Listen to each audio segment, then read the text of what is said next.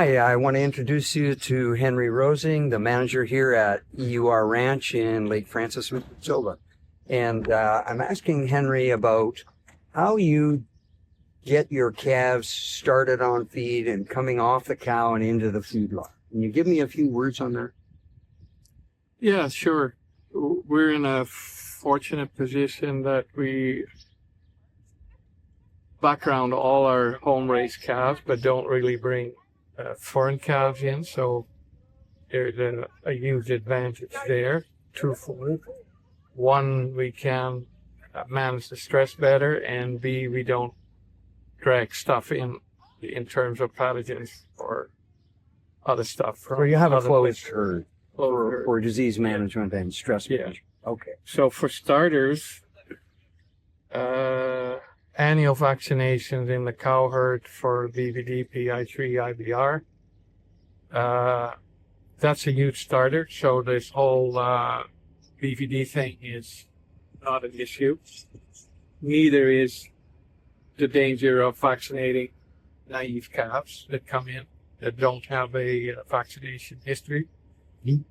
So the other big advantage, I think, is the first thing is managing stress, managing change in these calves.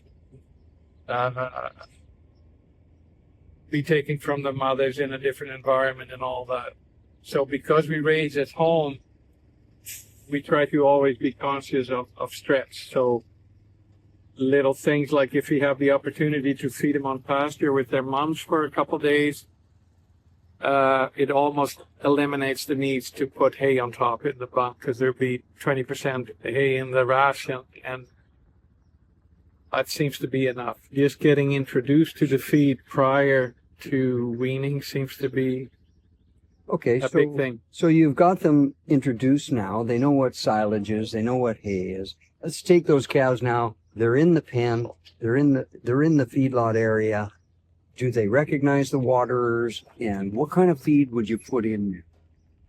Get them going. It'll always have long hay in it. It'll have silage in there. Grain? Any grain at that point?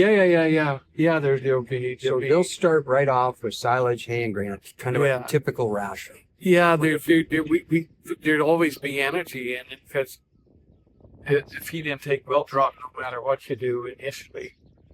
So you got to get some energy in. So yeah, it'd be regular, there'd be some, say, distiller's grain, silage, long hay. That would be the feed of that starter ration. Okay, how long do you leave them on there, and what do you transition them to? What kind of ration do you transition? Well, we only background, so, for maybe 2 1/4. Depends on how good our silage is. Of course, we've had a few years where we never got even to an alfalfa crop till July, so that needed some more goodies with it. So it kind of depends on what the ration analysts tell us, but probably in the 65% TDN range for backgrounding. And if there's a really mild winter, you drop that a bit and still stay up to 2.5 pounds a day. Sure. So that's kind of the goal. The goal is to get, these days close to 900 pounds, I guess, for steers by March, April. You're achieving that with your program. Yes. Yeah. And so the important points then are, you've got a closed herd, you've got a good vaccination program, you minimize that stress and bringing those animals into the feedlot, and you give them some feed, that some recognition, and gently transition them on. Does that pretty much summarize what you're doing? Yeah, and there's a lot of little things that get better, like we're, with intranasal vaccinations now. There's better ways of pre-immunizing calves now with younger age than their age, so they're already better weaponized.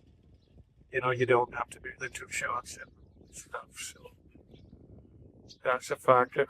But in the more you can keep the stress off the cows, it's the stress that causes the disease or provides the entry for the disease, I think. So mineral programs are, I think, important. You know, if they already come in the feedlot deficient and with the breastfeed intake, you provide help.